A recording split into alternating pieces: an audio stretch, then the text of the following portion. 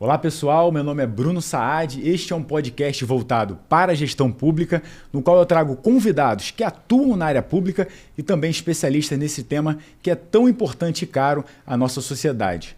No dia de hoje eu trago aqui uma grande referência, como sempre, aqui só entram pessoas que são referências para mim e para vários outros aqui no estado, no nosso município, que é um cara muito fera. Assim, são mais de 20 anos, vou começar a dar uma lida aqui num resumo que eu fiz, porque o currículo é gigante. Então, assim, são mais de 20 anos, vou começar a ler, depois eu vou dizer quem é, vocês vão matar quem é essa pessoa aqui. Pô, já tem mais de 20 anos de experiência em diversos órgãos e entidades do poder público, com atuação focada na gestão e implementação de mudanças, é mestre em políticas públicas pela Universidade de Oxford, especialista em gestão das organizações, graduado em administração e em engenharia eletrônica, é professor convidado da UERJ no mestrado em controladoria e gestão pública. Eu já fui aluno dele, né? Então para mim é um grande orgulho tê-lo aqui novamente. É Fellow Research do Departamento de Economia da Universidade de Oxford. Nos últimos anos, ele foi secretário de Estado e Planejamento aqui de Gestão do Rio de Janeiro, secretário do Patrimônio da União, lá no Ministério da Economia, e atualmente é subsecretário do Tesouro aqui do Estado do Rio de Janeiro. Meus amigos e telespectadores aqui do nosso programa, hoje é uma pessoa assim, que é uma grande referência, um cara que faz a diferença aqui no Estado do Rio de Janeiro. Então, para mim, é um grande orgulho. É botafoguense e é Bruno. Então, assim, a referência, os sinais, haverá sinais. São sinais de que a referência é extremamente positiva.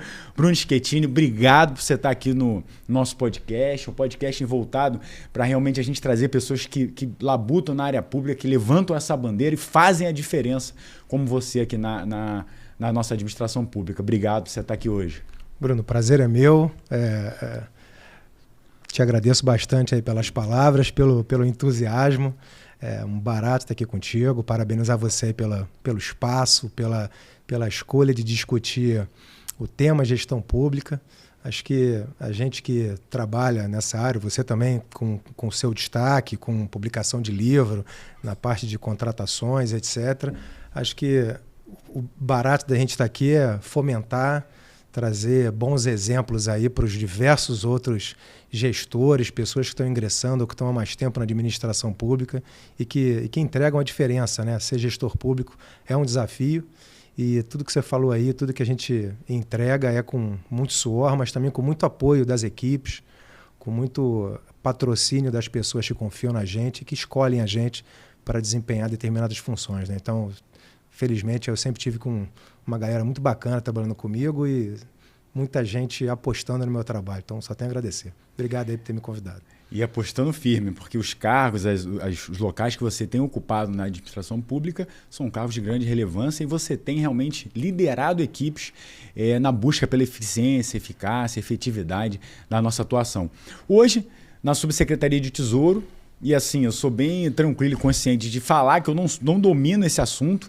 Esse assunto é um assunto muito técnico, com uma gama de atuação, de impacto no nosso Estado, na gestão pública. Então, conta para a gente um pouquinho qual é o papel da Subsecretaria de Tesouro, qual é a atuação, o que ela faz, quais são os desafios ali hoje implementados, para a gente começar a aprofundar esse assunto, que hoje eu estou ali navegando por sua conta. Vamos lá. Que ótimo. Tomara que ao final do nosso papo você me dê um ok de que aprendeu bastante aí. A gente aproveita para fazer um trabalho, mas também para aprender, que a gente está aprendendo sempre. Né? É isso aí, bacana. Bem, a área de tesouro, em especial aqui no estado do Rio, mas uma regra geral de área de tesouro, ela tem algumas funções básicas, né? A primeira delas é a área que toma conta do caixa único. Então, como regra, os entes federativos eles têm como se fosse uma grande conta onde os recursos arrecadados vertem para essa conta. Imagina você, na sua casa, né, você tem uma conta corrente num banco, e aí os recursos que você arrecada, às vezes, de mais de um emprego ou de alguma coisa que você comercializa, do imóvel que você vende, eles caem nessa mesma conta. O Tesouro administra essa grande conta bancária do Estado. Dentro dessa conta, o que acontece? A gente gerencia o dinheiro não só que está entrando, mas também os pagamentos que são feitos, também gerencia outros pagamentos específicos, ou seja, pagamentos que não são relacionados a um órgão A ou B, né? A gente, por exemplo, gerencia o pagamento dos contratos de dívida do Estado. Nós gerenciamos, junto com o Tribunal de Justiça, o pagamento dos precatórios, ou seja, as dívidas que o Estado, por sentença judicial, assume com particulares ou com empresas, dentro de um cronograma de pagamento. Essa é a ideia dos precatórios ou dos RPVs, que são pequenos precatórios, né? São precatórios menores, que têm um pagamento mais rápido. A gente também administra, junto com a área de contabilidade, o sistema que é o CIAF, né, o sistema de pagamentos, de fluxos, de gestão, um dos mais estruturados do Estado. Então, a gente administra evoluções nesse sistema, a gente habilita os ordenadores de despesa, a gente auxilia na capacitação do pessoal, a gente busca a simplificação de fluxos. Então, é muito voltado a essa parte da gestão fiscal do Estado, ou seja, entrada, saída de recursos, e alguns dos principais pagamentos do Estado são feitos pelo Tesouro. Regra geral, tesouraria, é isso aí. Então você é o cara do dinheiro. Eu escuto isso bastante. Você fica ali, quem precisa de dinheiro vai lá, Schettini, estou precisando de dinheiro aqui, quero implementar essa política pública, quero fazer uma ampliação aqui num serviço X e tal. Tem que ir lá e geralmente chorar para conseguir esse dinheirinho. Uma brincadeira. Uma brincadeira, a pessoa fala bastante isso. Mas assim, regra geral, o recurso hoje, até por uma orientação do governador, do secretário Leonardo Lobo, a Fazenda perdeu um pouco essa visão, né? Ela perdeu esse comportamento de ficar ali sentado em cima do caixa e entregando dinheiro para uma gestão ou outra, para se fazer alguma coisa e não se fazer outra. Hoje em dia a gente respeita bastante a regra, que é a certa. A Alerj vota a lei orçamentária anual, enviada pelo Executivo, e ali na LOA está dizendo onde é que vai ser alocado o orçamento. A Secretaria de Planejamento e Gestão, sob comando do governador, distribui esse orçamento, distribui a capacidade para os órgãos gastarem e a Fazenda paga a conta, entre aspas. Então, assim, via de regra, não é a gente que direciona o recurso. O recurso ele vai para onde o orçamento foi destinado. Então, nós, já desde o ano passado, a gente inverteu essa lógica de que a Fazenda tinha que ficar ali controlando no miúde, uma parceria muito boa com a área de planejamento. Então, o planejamento ele autoriza a despesa e a Fazenda viabiliza a forma mais rápida, célere, eficiente, transparente de que o pagamento aconteça o mais rápido possível, porque com isso a gente vai ganhando, digamos assim, transparência. O mercado acredita que o Estado do Rio de Janeiro está voltando a um perfil de bom pagador. Então, a parceria é essa, né? A Fazenda administra o recurso, mas nós pagamos aquilo que a CEPLAG liberou o orçamento. Via de regra, é assim que funciona. E esse alinhamento é muito importante para a sinalização do mercado, né? Para o ambiente externo, até o ambiente internacional. O Estado do Rio de Janeiro tem uma visibilidade internacional. Sinaliza que há uma gestão, que há um planejamento, que há um alinhamento dentro dos seus órgãos, dentro do ente federativo, Estado. É uma boa e excelente prática que vem sendo adotada aqui no Estado do Rio de Janeiro. Eu queria pegar um ganchozinho, e até para a gente entender um pouco melhor. Quando a gente fala de conta única, geralmente a gente tem como visão a nossa conta corrente, mas há uma complexidade muito maior nisso. A gente tem questões da saúde, da educação. Eles também estão nesse bolo da conta única ou há uma especificidade? Porque é um impacto e até a proporção de contratação, de gasto de saúde e educação geralmente são maiores. E tem também uma vinculação constitucional.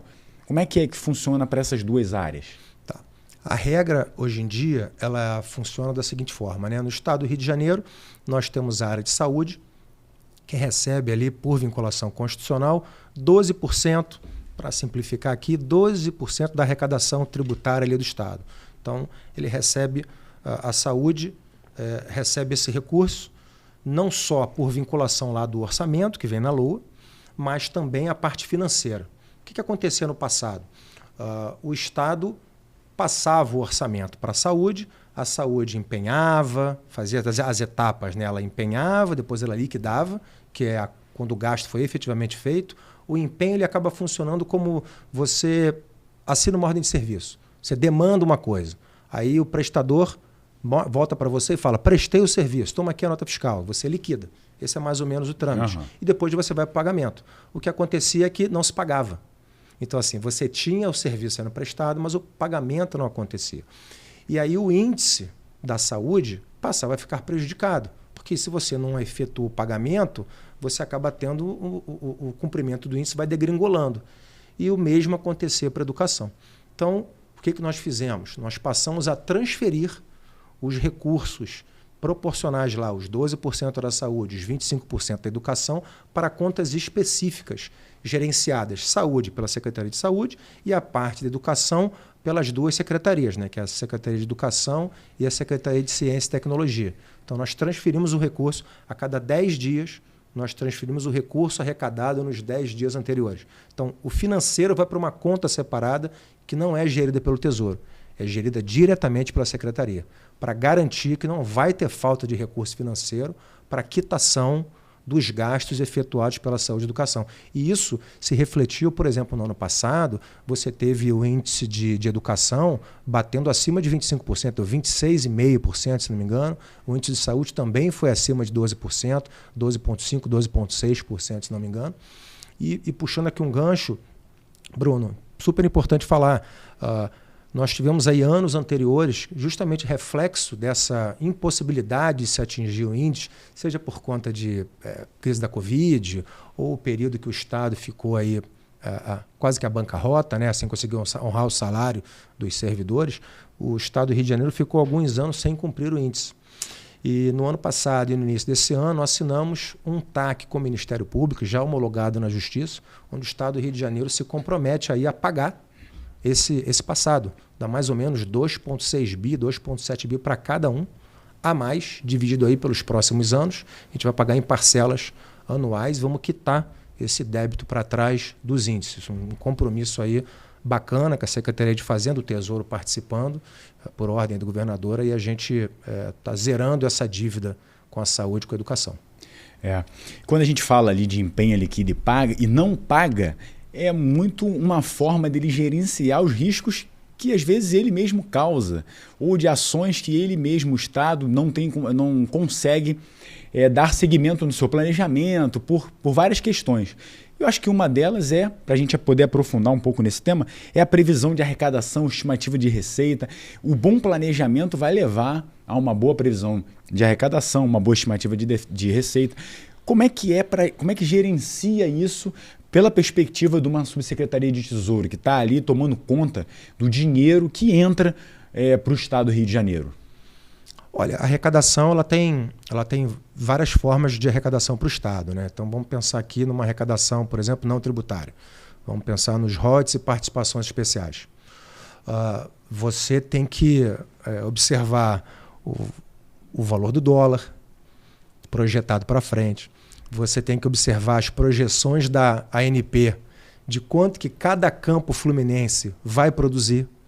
Você tem que observar as projeções do Brent, ou seja, o valor do barril no mercado internacional. Então você tem várias variáveis e a composição dessas variáveis a gente desenvolveu métodos econométricos e a gente vai calculando essas projeções e com isso a gente estima quanto que vai cair no caixa daqui a 2 meses, quanto que vai cair no caixa daqui a 6 meses, 1 ano, com base nas estimativas das projeções que existem no mercado. E isso funciona para outras fontes também. Então, por exemplo, a gente calcula isso em cima do IPVA, calcula isso em cima do ICMS, e a gente vai tentando sempre antever o que vai acontecer no futuro, porque você para pensar, a gente estava falando aqui agora de saúde e educação.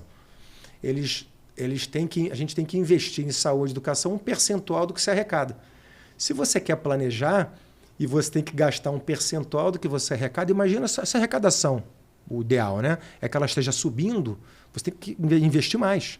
Então, o teu planejamento tem que comportar um aumento do gasto. Senão você chega no final do ano e não gastou os 12% de saúde. Por outro lado, se a sua arrecadação está caindo e a saúde se comprometeu com alguns gastos, a arrecadação caiu, 12% vai cair. Ela vai ter que se restringir no que ela vai gastar. Então, o planejamento tem que estar adaptável. Isso é variável ao longo do ano. Você imagina, por exemplo, a Alerj publica uma nova alíquota modal, ela publica uma nova alíquota de ICMS, ou sai algum novo incentivo. Ou, por exemplo, tivemos aí em 2022 o governo federal publicando a Lei Complementar 194, que mudou drasticamente o valor a ser cobrado do ICMS dos combustíveis, por exemplo. Isso fez com que a arrecadação do Estado caísse drasticamente. A gente projeta 23, 24, 25 uma perda de arrecadação em torno de 9 bilhões, Caramba. 8 bilhões de perda de arrecadação anualmente. Então você imagina o impacto disso, seja na saúde, na educação e todas as demais políticas públicas, que são todas importantes, né? Então quando você tem uma lei dessa que entra no meio do ano, como é que fica a tua projeção para o resto do ano? Você já mandou a LDO para o ano seguinte, com a projeção de 3 anos completamente furada, né? Porque a lei vem e pega a tua estimativa e fere de morte a tua estimativa, porque ela muda demais a regra do jogo, não tem como você pensar. E as próprias projeções para os anos seguintes ficam difíceis, porque muito da projeção é feita olhando para trás. Comportamento do mercado para trás, você projeta para frente. Quando você tem uma mudança muito disruptiva, dificulta você comparar o futuro com o passado, porque são duas bases de dados muito diferentes. Bem interessante. E o gestor tem que ficar acompanhando isso, então, com uma certa frequência. Porque se eu tenho um planejamento para utilizar X bilhões ali na minha secretaria e a arrecadação diminui, eu já tenho que prever a possibilidade de eu fazer uma redução de escopo no que eu estava planejando para aquele ano. Mas também tem um contraponto a isso, porque às vezes o gestor quer gastar o dinheiro e não consegue. Vem arrecadação, aumento de arrecadação e todo chefe de poder executivo ele vai se vangloriar que conseguimos aumentar a arrecadação de 30 para 30,34, 40 e tantos bilhões e tal. Então isso é uma luta do chefe do poder executivo conseguir aumentar a arrecadação para que ele possa ir implementar mais políticas públicas e tal. Então o próprio gestor ali das secretarias, dos órgãos, precisam também entender que nessa variação eu posso receber mais dinheiro e posso até postular mais dinheiro com o governador para implementar e direcionar recursos para uma área ou outra que eu entenda que é mais estratégico para o meu estado, para o meu município em si. Então, e aí partindo dessa premissa, quando a gente fala em fluxo de caixa, gerenciamento desse fluxo de caixa, quais são os desafios que você nessa posição ou o gestor nessa posição desse controle das contas passa no dia a dia dessa atividade? O desafio, assim, você calcular o fluxo de caixa, e aí para deixar para todo mundo aqui, né, que está acompanhando a gente, fluxo de caixa, tentando colocar de uma forma bem simples, é você observar quanto que você hoje tem em conta, projetar para frente quanto que você vai arrecadar e também quanto que você vai gastar. Se você arrecada mais do que gasta, você tem um superávit. Se você gasta mais do que arrecada, você tem um déficit. E aí, esse déficit ou esse superávit faz com que o teu fluxo de caixa vai ficando positivo ou ele vai ficando negativo, né? Isso te ajuda a entender se você tem que tomar alguma nova medida, seja de corte de gasto ou de buscar um aumento de arrecadação, para você sempre... A ideia é manter o equilíbrio. Não é o Estado ficar com caixa mega gordo, etc. e tal, não é muito ponto, né? Os desafios eles estão muito em cima do que o normal já é difícil calcular. Mas é você pegar esse período recente que a gente viveu, ele tem dado assim, bons exemplos, vamos colocar dessa forma, né? Você imagina você entrar no ano de 2020 e no final de 2020, passando por uma pandemia, como é que a tua arrecadação se comportou e como é que a necessidade de gastos em saúde se comportaram. Com as escolas fechadas, era difícil até certos gastos da educação serem realizados. Não é à toa que a gente teve até um waiver do cumprimento do índice de educação no ano de 2020. Você tem uma guerra da Ucrânia, que faz com que o valor do petróleo se altere. Você tem, eu falei agora há pouco, da Lei 194, que mudou, fixou um valor de 18% ali do que você pode cobrar de ICMS de combustível, de transmissão, de energia, etc. Rio de Janeiro tinha uma das maiores percentuais de ICMS nisso. Então, quando você tem alguma coisa assim muito disruptiva, o fluxo de caixa é muito difícil de você prever o que vai acontecer. Daí a importância do movimento que foi feito nos últimos anos. O Estado do Rio de Janeiro basicamente não tinha saldo de caixa, né? Por isso que ficou sem pagar salários em dia, etc.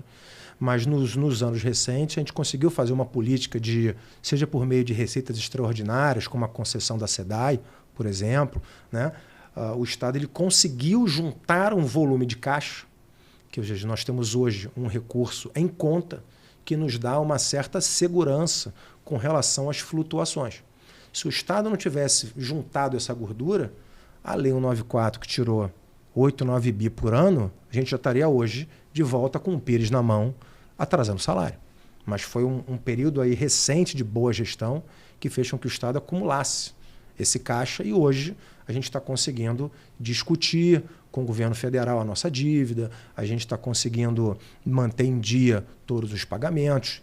A previsão para esse ano, para o ano que vem, é de que nós vamos ter anos tranquilos, esse ano e ano que vem, sem nenhum tipo de atraso. Então, assim, reflexo do planejamento, reflexo de corte de gastos, onde tem que cortar, de aumento de investimento, onde tem que se aumentar, e isso acaba se refletindo positivamente para a gestão do Estado. Eu sou servidor aqui do Estado já há 11 anos. Sou servidor público desde 2000, mas no Estado há 11. Eu passei por uma época em que a gente realmente tinha essa incerteza se o salário ia cair tal dia, a gente já recebeu um pouco mais ali para entrando no mês. E realmente isso dá uma segurança até ao seu corpo, né? De colaboradores, de servidores, saber que seu salário vai cair na conta e você tem uma... Ele cai na conta e logo sai para pagar suas contas também, porque a gente gerencia esse fluxo de caixa ali da vida real, que é complexo. Uhum. Mas pelo menos a gente tem a certeza de que já nos últimos anos que a gente vai receber o nosso salário ali, de acordo com o calendário que é divulgado. Isso é muito bom para a gente. Você é especialista em gestão de mudança, é um cara que sempre traz uma inovação, uma melhoria de processos, e a gente tem essa pauta muito positiva. Eu sei que você tem várias melhorias agora em andamento, muitas entregas. Fala um pouco para a gente das melhorias dessas entregas, né, que você vem trazendo, vem implementando junto com a sua equipe na subsecretaria para essa área do Tesouro. Olha, recentemente nós publicamos um decreto, que a gente apelidou ele carinhosamente, né, de decreto de tesouraria, onde nós juntamos assuntos que estavam dispersos em vários outros decretos. Então, com isso, você gera já uma simplificação de cara. Cancelamos aí uns 7, 8 decretos. Estamos agora entrando com uma nova versão dele. Acho que quando o podcast aqui for para o ar já vai ter sido publicado. Então, tem mais uns 4 ou 5 decretos sendo revogados. E aí a gente vai juntando as temáticas e transformando num único texto normativo, como se fosse um grande manual de você ter no mesmo normativo todos os assuntos da temática de tesouraria. Então, as áreas financeiras e até orçamentárias, que se relacionam muito com a gente, passam a ter um decreto para boa consulta. Outra coisa é que o texto do decreto ele passou a ser muito autoexplicativo, pelo menos é o que a gente busca. Então, você não tem só definições básicas ali dentro, você tem qual é o nome do processo que você tem que abrir, caso você queira fazer uma solicitação. A gente insere um formulário padronizado como anexo do decreto, que facilita o preenchimento, diz quem manda, quem que deve assinar, para qual caixinha lá do nosso sistema informatizado, né, do SEI, que a gente usa aqui no Estado, para quem que manda, qual que é a data, qual é o prazo. Então isso faz com que fique muito fácil. Até áreas com pessoas novas, que tem muita troca de pessoal, você entrega o decreto na mão, a pessoa vai ter uma relativa facilidade de implementar coisas novas. Mas isso é assim, uma vontade nossa de sempre simplificar e tornar o acesso à informação muito tranquilo. Ou seja, a gente considera os órgãos do Estado, as autarquias, as secretarias, como se fossem nossos clientes. Quanto mais a gente facilita a vida deles, é um tesouro que a gente chama, dentro de um portfólio que a gente conduz, que é o tesouro inteligente. Então, vários projetos que a gente vem conduzindo dessa forma. Outros pontos que a gente trouxe com o decreto, você é especialista na 14133, nós trouxemos inovações que a 14133 determinou. Então, por exemplo, nós trouxemos no Estado, a gente não tinha uma determinação sobre ordem cronológica dos pagamentos. Então, o decreto trouxe isso, informando que a ordem cronológica é com base na liquidação. Então, você não pode, uma vez que você liquidou uma despesa, a próxima despesa que você liquidar, você tem que antes pagar a que você liquidou antes. Isso dá uma segurança para, em especial, quem presta serviço ao Estado. Né? Você dá uma transparência para aquilo que está sendo liquidado no Estado, para aquilo que o Estado contratou e é obrigado a pagar, que é o certo. Nós temos também sistemáticas do adiantamento, que o Estado já possuía, mas que ainda estava respondendo ao texto ipsis literis de uma lei de 79, que é a lei de 287, que só permitia, por exemplo, pagamentos em cheque. Então, hoje em dia, a gente já autoriza o pagamento por cartão de débito, a gente autoriza os pagamentos por Pix. Então, a gente vem trazendo ferramentas tecnológicas que facilitam os pagamentos. Trouxemos também o suprimento de fundos, que é uma metodologia do governo federal, que dá uma dinamizada absurda e um controle sobre os gastos para principalmente grandes órgãos que são muito descentralizados. Você pega uma polícia militar com mais de 180 subunidades, né, com batalhões espalhados, você tem bombeiro, você tem unidades penitenciárias, você tem escolas, você tem hospitais. Existem pequenos gastos que são feitos nessas unidades, que é o do dia a dia. Furou um pneu, queimou uma geladeira, coisas que têm que ser feitas de forma rápida, que você não tem cobertura contratual para tudo que pode acontecer, espalhado pelo estado todo. Então, nós implementamos um modelo de pagamento muito seguro, centralizado, uma central de custos com base em cartões de débito, onde você tem a completa prestação de contas já vinculada, os recursos são controlados pelo gestor central do órgão, ele tem absurdo controle do que está acontecendo, que é diferente de você simplesmente transferir dinheiro para a conta de uma escola e depois ver com o que foi gasto ou deixou de ser gasto, se tem nota fiscal, se não tem. Então, o modelo que a gente trouxe, ele é muito mais célere, o dinheiro fica disponível instantaneamente e é de muito maior controle da eficácia do uso do recurso, por um aspecto até de controladoria, de controle interno, né? Então, funciona muito bem. Nós implementamos também, estamos trazendo agora uma política de investimento para o Estado. Ou seja, o recurso da conta única que eu falei contigo, ele dorme em algum lugar. Uhum. E muitas vezes, parte desse recurso dorme muito tempo. Porque você não utiliza todo o recurso de caixa todo dia, senão o recurso acabava. Uhum. Então você tem uma parte desse recurso que fica 6 meses, 1 ano sem ser utilizado. Então a ideia qual foi do decreto? É trazer uma segurança para que nós possamos melhor aplicar esse dinheiro. Não aplicar em política pública, mas aplicar do aspecto investimento no banco. Para render. Para render. Como a gente faz na nossa conta. Exatamente. Né? O Estado ele tinha uma relativa dificuldade de fazer isso, né? E nós trouxemos um regramento mais, digamos assim, melhor construído, mas que ao mesmo tempo dá liberdade para que o rendimento seja maior. Então, o governador, no texto do decreto, nos autoriza a como fazer uma troca. Eu entrego liquidez, ou seja, eu não vou sacar esse dinheiro por 6 meses. Banco. Você vai ficar com esse dinheiro por 6 meses, eu não vou sacar. Quanto que você me dá mais de rendimento por isso, ou quanto de taxa de administração você reduz? E com isso, a gente tem o mesmo dinheiro parado ao mesmo tempo, mas dando muito rendimento. E você imagina que o nosso caixa é de 20, 30 bilhões. Estou projetando aqui essas cifras. Você imagina um 0, qualquer coisa faz uma diferença. Disso, faz uma tremenda diferença. Muitas vezes é uma política pública inteira que é paga só numa pequena mudança de qual investimento que você fazia e você passou a fazer. Ou seja, é um uso muito mais inteligente do dinheiro. Pô, sensacional. Estou aqui projetando, né? Que a gente não tem dinheiro guardado, mas quando você olha para o Estado e vê essas cifras e muita gente ensina as pessoas a viverem de investimento, de rendimento. E o Estado não se vale disso, né? Então é uma boa prática e é bom a gente saber disso. Porque realmente o dinheiro ele não vai ser gasto, todo o dinheiro arrecadado naquele mês não vai ser gasto no mês seguinte. E se puder ter algum retorno dentro de uma responsabilidade fiscal, dentro de tudo aquilo que manda o figurino, bacana. E muito bom a gente trazer pessoas que tatuam na ponta e que realmente implementam práticas. Olha quantas práticas a gente falou aqui positivas, que vem sendo implementada em favor de uma gestão pública. O que você fala aqui de um decreto, tornar mais... Isso é gestão. Isso é o olhar do gestor na melhoria de processos, gerando mais eficiência, gerando mais recursos, gerando uma melhor entrega e ajudando o gestor que está ali implementando política pública, serviço público. Pegando um gancho na sua fala, você implementou várias práticas aqui, a gente falou de várias práticas, inclusive melhorando a relação com quem está lá na ponta gastando dinheiro. Isso exige uma comunicação, uma interação muito grande com os órgãos, com os secretários, quem está lá na ponta. Como é que foi feita todo esse alinhamento? Porque é um alinhamento notório que a tesouraria ela tem uma importância estratégica para o Estado.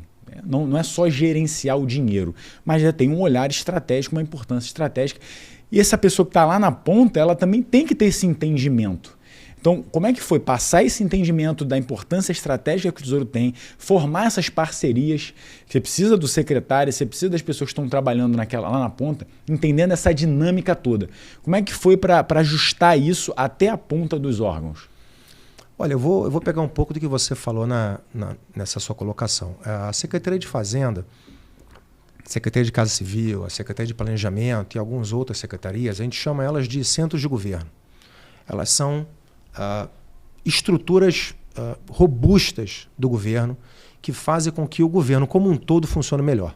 Então, assim, via de regra, você não vai pegar a Secretaria de Fazenda como sendo uma grande líder de implementação de uma política pública que é sentida lá na ponta. Uhum. A Fazenda, né, ela acaba atuando transversalmente, favorecendo o funcionamento de todas as demais secretarias. Seja porque ela está arrecadando e injetando recurso no caixa do Estado, via sua subsecretaria de Receita, via o petróleo, seja lá o que for, mas o fato é que a Fazenda ela fomenta o melhor funcionamento do Estado.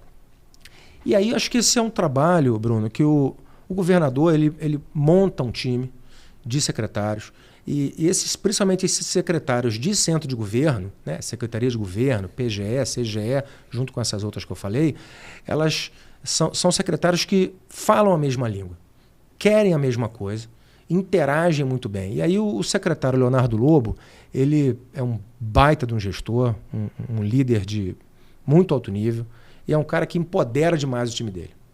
Ele dá as linhas, dá espaço para a gente ser criativo, e isso faz com que você que gosta da gestão queira inovar, queira trazer coisas novas. Então ele está sempre dialogando com a gente, dando essa visão um pouco mais afinada do que está, do que não está dentro do que o governador quer que seja entregue. Ele faz esse meio de campo. A gente tem muita liberdade para interagir com as outras secretarias, às vezes com a necessidade óbvia da participação do secretário, mas a gente tem muita liberdade de acelerar. Tudo aquilo que você tem que verticalizar muito, para depois ir para o lado, para depois chegar em quem faz na outra secretaria, toma muito tempo, burocratiza e você passa por muitos filtros. Então, quando você tem esse perfil do chefe que faz com que você conversa no mesmo nível teu ou conversa direto com outro secretário, você acaba encurtando caminhos e a entrega se materializa mais rápido. Ou não. Ou o fato de você conversar diretamente com o CGE, com a PGE e já ter uma visão deles de que aquele caminho ou que aquela solução não é a melhor, também faz com que você não invista muito tempo numa solução que não vai ter futuro. E gradativamente você já canaliza o teu tempo para aquilo que vai ter entrega, né? Então, a gente acaba tendo um caminho crítico mais curto, entendeu? Entre você começar a entregar, como você se comunica muito, como você fala com todos os players, todos os patrocinadores, stakeholders envolvidos, muito rápido, você sabe se o teu projeto vai ter tração, se ele vai ter patrocínio, quem que vai ser contra, por que você vai ser contra, como é que eu agrego valor para você, como é que eu diminuo o teu risco. Então, assim, é muita comunicação que a gente bota. E isso tem feito muita diferença, né? Fóruns que o governador coordena, o direcionamento que o secretário dá, faz com que a gente encurte muito o caminho. E aí você pega um decreto desse que eu falei, aquilo que a temática é fazenda, aquilo que a temática é tesouro, a gente escreve. Aquilo que foge um pouco e bate no outro, vou te dar um exemplo. O suprimento de fundos, que eu estava aqui dando o exemplo dos batalhões da PM, do bombeiro, etc. Aquele capítulo eu escrevi junto com esses órgãos. Chamei todos eles para conversar, nós sentamos, escrevemos, tiramos todas as dúvidas, eles participaram do texto, todo mundo bateu palma no final, de acordo, apertamos a mão e o decreto foi para frente com o capítulo que mexia na sistemática deles, até porque no final a gente revogava o decreto que autorizava o método antigo que eles usavam para pagar. Então, assim, muita encurtada de conversa, sabe? A gente vai direto ao ponto e a gente ganha muito com isso. E a construção coletiva de uma ação, né? De um caminho a ser seguido com todos os seus atores. É praticamente uma aula aqui de liderança, né? E é muito bacana, é legal eu ouvir tudo isso, porque a gente vê uma grande dificuldade ainda na administração pública do entendimento sobre o seu papel dentro de um modelo de governança. O entendimento do pilar estratégico, do pilar tático, operacional, essa capacidade de articulação, de saber qual é o meu papel enquanto liderança em uma secretaria, uma subsecretaria, uma área. E você foi pontual aqui ao dar praticamente uma aula falando da liderança. Dentro desse pilar estratégico, a sua capacidade de interagir com os órgãos, de construir o conhecimento, de construir uma decisão e de tomar a melhor decisão em conjunto, uma vez que impacta não só a sua área, sobre qual está a sua responsabilidade, mas todos os outros órgãos que vão demandar de você alguma orientação, alguma norma, alguma ação e daqui a pouco vão até solicitar um recurso, algo nesse sentido. Então, assim, é muito importante que vocês absorvam essa fala, porque essa fala vai fazer o diferencial de você enquanto líder de equipe na administração pública. Tem um ponto interessante, cara. Quando você vai trazer uma inovação, eu sou um cara que eu sou cheio de frasezinha pronta, né? Meu tempo de milico fez isso comigo. Então, assim, aquela história de que o bom é inimigo do ótimo, né? Se você já fez artes marciais, a história de você ter faixa branca, azul, amarela, verde, roxa, marrom, isso é invenção de ocidental para manter a pessoa motivada, né? Porque sair da branca para preta não é fácil. Então, muitas vezes o que você precisa, mesmo na política pública, é entender que você não vai ter o ótimo hoje. Mas se você só quiser o ótimo, você vai ficar sem o bom. Então, assim, entregas intermediárias é o que é possível. Seja você vai conseguir aumentar a nota do Estado, vamos colocar assim em termos de nota, para uma nota melhor, você vai levar para o 7, para o 8, e talvez não seja você que vai levar para o 9. E está tudo bem, porque o próximo que sentar na sua cadeira, ele já vai pegar num patamar melhor e ele vai mirar mais alto, né? Então, é a ideia de que você tem que observar o que é factível de fazer, não só no curto prazo. Tem coisa que é de médio prazo, que você não tem garantia de que você vai entregar, mas é importante construir a base. Então, hoje em dia o pessoal de TI usa muito daí método Scrum, método ágil, o pessoal discute muito essas coisas, são tentar fatiar, ter pequenas entregas, erra rápido para consertar rápido. Isso. Então, trazer isso para a gestão faz com que a gente consiga multiplicar, ao invés de uma grande entrega, você passa a ter uma multiplicidade de pequenas entregas, e essas pequenas entregas te dão um momento para fazer novas pequenas entregas. E o que você observa com o teu time cara, o teu time se motiva. O pessoal que trabalha comigo no Tesouro é entrega atrás de entrega. As pessoas trabalham absurdamente, final de semana, decreto, melhoria no sistema, quando dá problema, vira à noite, e está todo mundo querendo entregar porque eles estão vendo o resultado do trabalho. Entendeu? Então, sempre que você consegue motivar o teu time, o melhor trabalho que você tenha sai da frente e não atrapalha.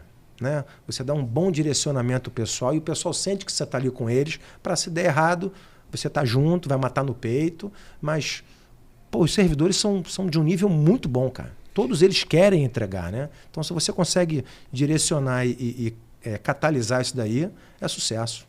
É isso. Esse é o caminho que a gente busca seguir todos os dias. Essa construção, esse entendimento, essa liderança, entender qual é o seu papel enquanto gestor, focar nessas entregas, não sair do 0 ao 10. Eu tenho vários exemplos de que muitas vezes a gente vai com tanta sede ao pote e a gente projeta um cenário que a administração pública ela não está preparada. Então, sair do 0 para o 1 é tão honroso quanto a pessoa que chegou do 9 e fez ali o lacinho, está inaugurado, foi ótimo. Então, do 1 para o 2, do 2 para o 3, essa perspectiva que a gente fala muito lá da mentalidade infinita, né? O jogo não acaba agora, não acaba daqui a um ano, daqui a 2. Isso a gente traz para o modelo, para o gerenciamento das nossas equipes, da liderança, a gente consegue construir coisas muito sedimentadas, eficientes e eficazes. Muito bom. Queria pegar agora um tema que é sempre muito complexo, as pessoas precisam entender um pouco melhor, até anotei aqui, que é a questão dos restos a pagar e despesas de exercícios anteriores, de anos anteriores, que é o DEA. Fala um pouquinho para a gente disso, o que o Estado se tem alguma melhoria nessa perspectiva no Estado do Rio de Janeiro, traz essa diferenciação para a gente poder explicar um pouquinho para as pessoas que estão nos entendendo e qual é o desafio que gira em torno dessa temática. Tá, vamos lá. Para traduzir bem, DEA é uma despesa que você fez no exercício anterior, tá aí o nome, né? Despesa de exercício anterior, ou seja, se você gastou no passado ou anos atrás, mas você não chegou a liquidar aquela despesa. Ou seja, você não inscreveu ela em restos a pagar. Ou seja, ela, muitas vezes acontece, o gasto foi feito, você nem empenhou, ou se empenhou, aconteceu algum problema que a despesa não chegou a ser liquidada, porque o que acontece é que no RP você simplesmente não paga. Mas a despesa foi feita, ela está categorizada, ela está redondinha. Você, quando faz o RP, é como se você reconhecesse uma dívida com o prestador de serviço, por exemplo. Entendeu? É isso. Então, eu te devo, tá? X% X reais por conta de um serviço que você me prestou, que eu reconheci que você prestou. Esse é o resto a pagar. O DEA é quando a dívida acontece, mas não acontece ainda o reconhecimento. Então você tem que reconhecer para trás. Então é como se você tivesse que começar do zero. Então você usa o orçamento do ano, empenha, liquida, e aí você paga com o orçamento do ano. É como se tudo tivesse acontecido naquele ano, mas é de ano anterior. Você gasta inclusive o orçamento. A sua capacidade de empenho ali, de contratar coisas, você gastou no ano passado, mas você que vai ter que gastar a sua capacidade desse ano. E registra no ano anterior. Você aponta no registro que é do ano passado ou de anos anteriores, mas você não vai... Um pedacinho do que você ia gastar esse ano, tu vai usar para pagar do ano anterior. Já o RP, o gasto é de ano anterior, entendeu? Você só vai pagar esse ano. É muito comum os estados que estão enfrentando dificuldade de caixa, estão com pouco dinheiro em caixa, o que ele faz? Ele paga aquilo que é prioritário, vamos colocar dessa forma. Então, você tem parte do que você arrecada, você tem que transferir para os poderes, né? A mesma arrecadação do executivo ali, você transfere para o TJ, você transfere para o Legislativo, para os órgãos independentes, tipo Ministério Público, Defensoria, Tribunal de Contas. Você faz a transferência. A parte do que você arrecada é do município. Então você tem que transferir para o município. Aí você parte daquilo que você arrecada tem índices constitucionais. Então você tem que ir financiando esses primeiros gastos que você incorre primeiro. E depois você vai pagar folha, você tem os contratos de manutenção e por aí vai. Aí o que acontece? Às vezes o dinheiro fica curto e você não consegue pagar todo mundo. E aí geralmente quem é penalizado são prestadores de serviço, são contratações. E aí essas contratações viram restos a pagar. Acabou o financeiro daquele ano, mas você contratou, liquidou, você deve àquela pessoa e fala, vou te pagar no ano que vem. E esse resto a pagar dura até 5 anos. Ele tem, aqui no Rio, a gente usa um prazo de caducidade de 5 anos. Então você tem 5 anos para pagar aquela pessoa. Entendeu? Por conta do período lá de 2016, 2017, o Estado do Rio de Janeiro cresceu absurdamente o seu volume de restos a pagar. Então, ele foi, como foi faltando dinheiro, ele foi rolando parte dos serviços via o prestador de serviço não ser pago. Isso é muito ruim, né? Isso foi governos anteriores. Ou seja, se você contrata com a administração e você não é pago, das duas uma. Ou você quebra, ou você, na próxima vez que for ser contratado, você vai cobrar mais caro. Bem mais caro. Claro, porque tem um risco aí, né? Você tem que botar esse spread, esse risco, dentro do seu custo, certo? Então, os preços contratados pela administração subiram. Ou seja, ficamos com fama de mal pagador. O governador Cláudio Castro fala disso com muita frequência. De anos para cá, ou seja, de 2019, o nosso estoque era de quase 19 bilhões. Hoje está em torno de 1,6. A gente teve uma redução de mais de 90% do estoque. Ou seja, o estoque hoje é um estoque normal, de que rola de um ano para o outro. Porque tem coisa que você contrato em dezembro que tu não consegue pagar em dezembro. Essa é uma dificuldade que quem está ali na gestão sempre passa no final do exercício financeiro. De um ano para o outro acaba tendo uma rolagem. Ali é a própria folha. Você empenha, liquida no ano, mas o financeiro mesmo só é pago no início do ano seguinte. Então tem uma rolagem de restos a pagar normal. Hoje a gente está no mínimo histórico. O Estado do Rio de Janeiro está no mínimo histórico de restos a pagar. É um valor totalmente saudável, normal da administração. É o nosso caso. Então, assim, o Rio recuperou a fama de bom pagador e, ao mesmo tempo, aumentou os seus recursos de caixa. Olha que barato. Que barato. Então, assim, a gente acumulou mais recursos e quitou o que devia com os fornecedores. Então, assim, um golaço. Parte também era a ponte dos índices, né? Então, esses 2 taques que eu falei, saúde e educação, equalizou também uma parte disso. Então, assim, botou-se as contas em dia. A 194 é um grande problema, porque ela gerou agora um déficit para frente, que está difícil de equacionar, mas graças a Deus esse recurso que nós temos em caixa nos dá uma tranquilidade para ainda discutir e pensar em alternativas. Beleza. E aí eu vou te fazer uma pergunta que pintou agora aqui na minha cabeça. Nós estamos passando por um momento bem crítico a nível de federação, né? No nosso país, estamos com uma catástrofe natural acontecendo no Rio Grande do Sul. Isso impacta o fluxo de caixa, a arrecadação? Qual é o impacto? É positivo, negativo? A gente vende mais, a gente deixa de arrecadar? Tem algum impacto na entrada do recurso aqui no Estado do Rio de Janeiro? Já foi identificado isso ou não tem nenhuma correlação? Olha, eu acho que qualquer estudo que a gente apresentar agora, ele vai ser um pouco precoce, assodado, vai ser um pouco precoce. Fato é que você tem a economia do Sul, ela é muito forte em alguns setores. Então existe uma tendência de já no curto prazo você ter um aumento do valor desses itens. Agora, se a demanda vai ser elástica, inelástica para isso, as pessoas vão sair da carne bovina para ir para o frango, se elas vão abandonar o arroz ou vão reduzir o consumo de vinhos, seja coisas que, sei lá, na minha cabeça aqui são fortes no Rio Grande do Sul, aí só o tempo vai dizer. Então, assim, não se sabe se isso vai impactar, o quanto vai impactar, mas que vai a inflação e outros indicadores. A arrecadação do Estado do Rio é difícil mensurar. O que você tem são as variações aí, por exemplo, agora que foi feita uma suspensão da cobrança dos juros da dívida durante 3 anos do Rio Grande do Sul, que é uma coisa interessante, porque ele também é um dos estados mais endividados, junto com o Rio de Janeiro e Minas Gerais. São Paulo é o mais endividado, mas esses 3 estados que eu falei são aqueles que têm mais dificuldade de equilibrar o percentual arrecadação com o volume de dívida, né? Então, mas assim, desculpa te interromper, mas não tem estado que não deva dinheiro à União, né? Então, talvez seja a hora até da gente refletir por que tem muito estado, ou por que a gente passa por essa necessidade, por essa situação do estado tá devendo dinheiro para a União, assim, a grosso modo. Assim, você tem estados que basicamente não têm dívida com a União. Eu me arrisco a dizer que deve ter estado que nem tem. Tá? 93% da dívida dos estados com a União está concentrado no Sul-Sudeste. Então, assim, os estados mais devedores são também os estados mais desenvolvidos.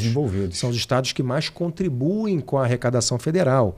Então, assim, os estados que mais devem também são os estados que mais arrecadam e sustentam a União.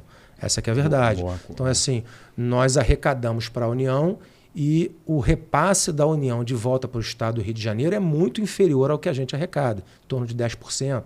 São Paulo é pior ainda, a relação. Então, assim, são os estados que sustentam, ou seja, o endividamento feito por esses estados também foi o que gerou a potência econômica que esses estados são, e isso se reflete para o país inteiro, né? Então, assim, resolver o problema da dívida é um calcanhar de Aquiles para a União, não é só para o estado do Rio de Janeiro. Matar o estado devedor não faz bem para ninguém, nem para o estado, nem para a União, nem para os demais estados, porque assim, esse estado é que, você imagina, o São Paulo, o próprio Rio Grande do Sul, arrecada muito dinheiro para a União. Esse dinheiro arrecadado para a União, ele funciona muito para abastecer fundos de participação dos estados, fundos de participação dos municípios, transferências, o orçamento da União, as emendas, que muitas vezes refletem uma parte considerável da arrecadação do Norte e do Nordeste. Então, assim, O Pacto Federativo ele faz essa transação, né? Essa circulação de recursos. Então, salvar economicamente esses estados faz bem para o país como um todo. Para o país inteiro, como um ente, né? A gente não pode achar que um estado está bom só e está bom, ou então aqui está ruim e deixa para lá. Pelo contrário, essa visão de pacto federativo, de um estado colaborando com o outro, é sempre muito importante a gente ter esse entendimento.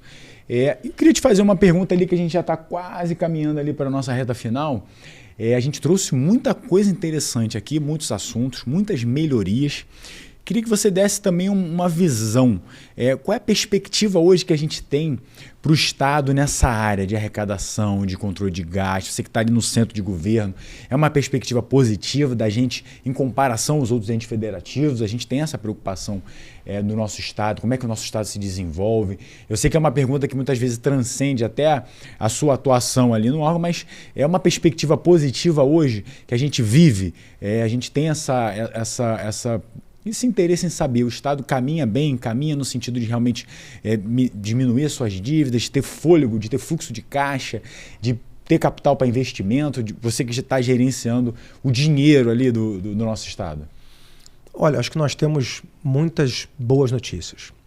A situação da dívida ela é preocupante, mas o governador, muito calcado em estudos técnicos feitos pela Fazenda, também pela Procuradoria-Geral do Estado, tem conduzido com maestria as conversas com o governo federal, junto ao STF. Tenho certeza que isso vai render bons frutos para o Estado do Rio de Janeiro.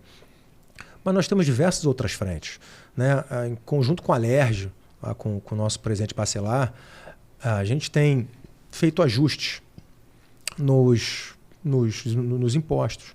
A gente tem feito ajustes nas concessões de benefício e tem dado uma outra roupagem para como essa temática funciona no Estado do Rio de Janeiro, incentivando quem deve ser incentivado para ajudar no crescimento do Estado.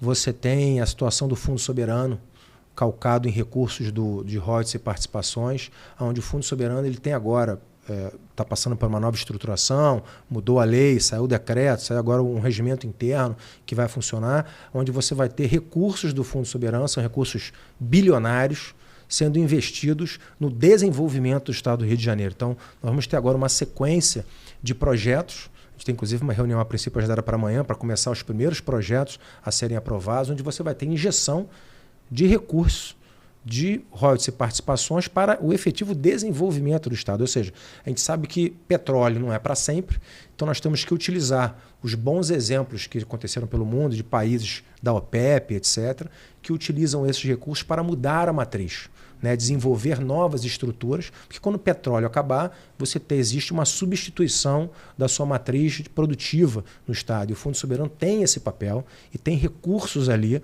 para fomentar.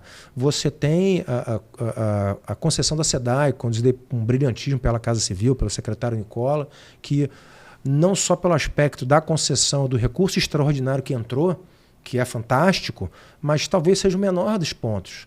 Você imagina os investimentos que vão ser feitos em infraestrutura, em melhoria de saneamento, em qualidade da água, etc. Você tem dados da Organização Mundial da Saúde que cada R$1 que você investe em saneamento economiza de 9 a 11 reais em saúde. Caramba! Então você imagina que é um baita do investimento mexer com saneamento.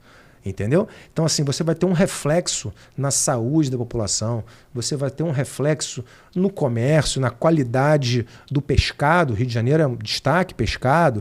Você tem atividade turística, como a Baía de Guanabara, com uma costa com rios de melhor qualidade, navegabilidade, a situação da agricultura com uma água melhor, a saúde, a própria educação acaba sendo afetada, porque você imagina uma população doente, é uma população que não trabalha, que não estuda e por aí vai. Então, assim, você tem várias frentes que o Estado vem atuando, às vezes difícil de notar ou difícil de correlacionar, né?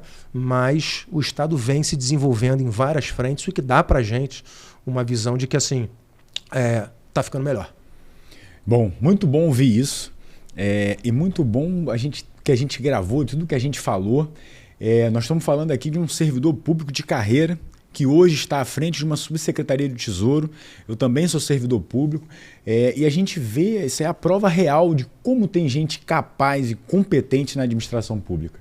Então eu tenho um grande orgulho, já falei isso para você algumas vezes, não é porque a gente está gravando aqui, você é uma grande referência profissional para mim, é um espelho que eu tenho no meu dia a dia enquanto profissional, nas minhas capacitações, no meu investimento em mim, né? Eu investindo em mim mesmo enquanto profissional, enquanto desenvolvimento acadêmico, tive a oportunidade de ter aula com você. Também já tive a oportunidade de bater lá na porta. Pô, Schettini, tô com essa ideia aqui, ó. Porra, tô com uma política pública montada na fã da inocência, da vontade de realizar. E você, pô, me atendeu lá. A gente nem tinha tanta proximidade, mas a gente teve esse contato inicialmente lá, acho que foi em 2020. E você, pô, não vem aqui, senta, ó, você tem uma ideia, essa ideia é bacana, vamos pensar mais nisso. Me recebeu com o maior carinho, com a maior atenção, a gente debateu, ficamos lá 1 hora. E é sempre assim, né, quando eu tenho a oportunidade de encontrar com você, eu sempre aprendo muito, não só da parte técnica, mas também de conhecimento de vida, é uma pessoa que está um pouquinho ali na frente. Então, muito, muito feliz de ter você aqui, muito feliz mesmo. É uma grande referência, como eu falei. Obrigado por nos abrilhantar com esse conhecimento, um conhecimento técnico, conhecimento de gestão, de liderança. Obrigado. E vou passar a bola para você fazer os seus agradecimentos, mandar um recado aí que você queira. Se você tiver algum projeto de implementação, de alguma aula, algum treinamento, eu acho que é uma oportunidade de falar. Quem quiser buscar, dá uma dica de busca pelo conhecimento para que a gente possa formar ainda mais novos líderes na nossa administração pública. Bruno, o que eu tenho para dizer para você aqui é um muito obrigado. Não só pela oportunidade, mas muito obrigado a você pelo espaço que você desenvolveu. Por, fazer um podcast para falar de gestão pública. Assim, a capacidade que você tem de cada vez botar aqui uma pessoa para contar um pouco da vida dela, falar um pouco do que ela está fazendo e, por menor que seja, criar um momento onde a gente está fomentando aí, está incentivando as pessoas que estão diariamente querendo mudar a realidade do país. Eu gosto de dizer que o servidor público ele é um ser assim que na sua essência ele é um altruísta, né? Você tem um salário definido, muitas vezes, às vezes um bom salário, às vezes um salário não tão bom, varia bastante, mas você tem o seu salário, o risco que você toma, as coisas que você tem que fazer para mudar, as pancadas que você leva, as variações políticas, a falta de patrocínio, a dedicação. Tem gente que acha que o servidor público não trabalha muito, a gente trabalha e trabalha muito. Demais. Conversa com a minha mulher que ela vai falar que eu quase não fico em casa, só chega tarde, sai cedo, final de semana o telefone não para de tocar. Então, assim, o servidor público ele se dedica demais pelo outro. Isso é uma essência muito bacana. E esse espaço que você está fazendo aqui, fomentando isso, para mim é muito bacana. Eu fico muito feliz por ver o que você está fazendo, o teu trabalho, as entrevistas anteriores que eu via, o teu livro. Você está em várias frentes, cara, e assim, a gestão pública vai crescer um pouco por causa da marca que você está deixando nela. É difícil medir, mas vou dizer para você aqui os meus parabéns e muito orgulho aí de ter dividido aqui o espaço contigo, ter sido teu professor lá, mas aprendi muito e, para mim foi sensacional. Obrigado mais uma vez. Eu que agradeço. Reafirmo aí que o nosso compromisso de trazer pessoas comprometidas, pessoas dedicadas, exemplos, referências, para que você tenha uma fonte de conhecimento e de inspiração para você continuar seguindo, como eu sempre digo, firme e sempre em frente. Um grande abraço, fiquem com Deus e até a próxima.